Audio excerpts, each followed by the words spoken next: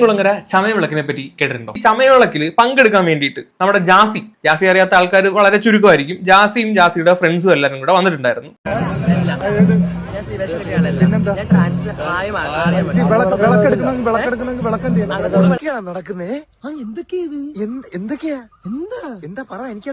സമയത്ത് കുറെ ചേട്ടന്മാര് വന്ന് പിടിച്ചു നിർത്തിയേക്കാണ്. വിളക്കെടുക്കാൻ വന്ന വിളക്കെന്തേ എന്നും പറഞ്ഞിട്ടാണ് പിടിച്ചു നിർത്തിയേക്കുന്നത്. അന്നേരം പുള്ളിക്കാരൻ ആദ്യം തന്നെ പറയുന്നുണ്ട്, ഞാൻ സ്ത്രീവേഷം കിട്ടിയ ആളല്ല, ഞാൻ ട്രാൻസ്ജെൻഡർ ആണ്, ഞാൻ ഒരു സ്ത്രീ ആയി മാറിക്കൊണ്ടിരിക്കുന്ന വ്യക്തിയാണ്.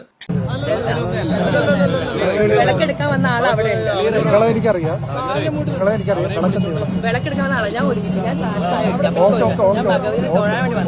ഞാൻ തൊഴാൻ വന്നതാണ്, വിളക്കെടുക്കാൻ വന്ന വ്യക്തിയല്ല, ഞാൻ തൊഴാൻ വന്നതാണ്. എന്റെ ഫ്രണ്ടാണ് വിളക്കെടുക്കുന്നത്. അന്നേരം ഞാൻ അവിടെ കൂടെ ഇത് അമ്പലത്തിൽ തൊഴാൻ വേണ്ടി വന്ന വ്യക്തിയാണെന്നുള്ള രീതിയിലാണ് പുള്ളിക്കാരതി പറയുന്നത്. ബാക്കി എന്തായാലും കേൾക്കാം.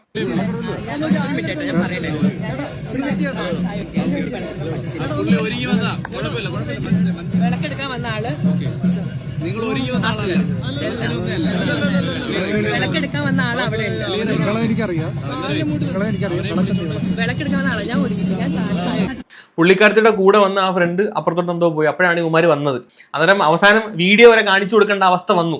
ഞാൻ വിളക്കെടുക്കാൻ വന്നതല്ല, ഞാൻ ആ വിളക്കെടുക്കാൻ വന്ന എന്റെ ഫ്രണ്ടിന്റെ കൂടെ വന്നതാണെന്ന് ഇവന്മാരെ ബോധ്യപ്പെടുത്താൻ വേണ്ടി നിങ്ങളെ വീഡിയോസ് ഒന്ന് കാണിച്ചു കൊടുക്കും. ആ വീഡിയോ ഒന്ന് കാണിച്ചു കൊടുക്കും.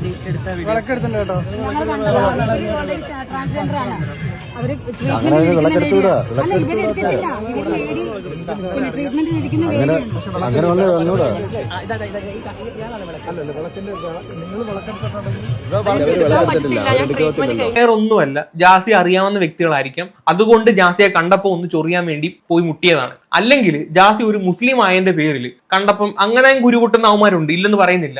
അതും മനസ്സിൽ വെച്ചോണ്ട് ചിലപ്പോൾ പോയി ചിലപ്പോൾ മുസ്ലിം ആണെന്ന് പറഞ്ഞ് ചിലപ്പോൾ അവിടെ പോയി അടി ഉണ്ടാക്കാൻ പറ്റത്തില്ല, വർഗീയതയായി മാറുമല്ലോ. അതുകൊണ്ട് മനഃപൂർവ്വം 100% ഉറപ്പായിട്ട് അവിടെ പോയി ചൊറിയാൻ ചെന്നതാണ്. ഈ നാട് നന്നാവില്ല, ഒരു കാലത്ത് ഉണ്ടായിരുന്നു.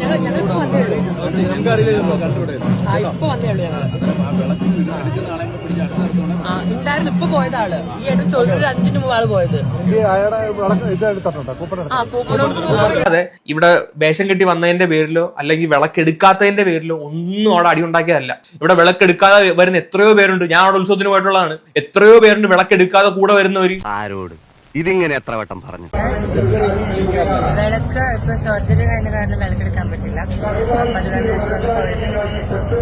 പറയുന്ന ജാസിയെ പിടിച്ചിരുത്തി കേൾക്കുന്ന അമ്മാവന്മാരൊക്കെ തന്നെ ആയിരിക്കും ഇവിടെ വന്നിട്ട് ഇരുട്ടുവാക്കി വന്നിട്ട് ഇവിടെ ഈ ബസ് സ്റ്റാൻഡിൽ വന്നിട്ട് വില വെച്ചുന്നത്. ഞങ്ങൾ അങ്ങ് ഇറങ്ങട്ടെ. ആയിക്കോട്ടെ, സന്തോഷം.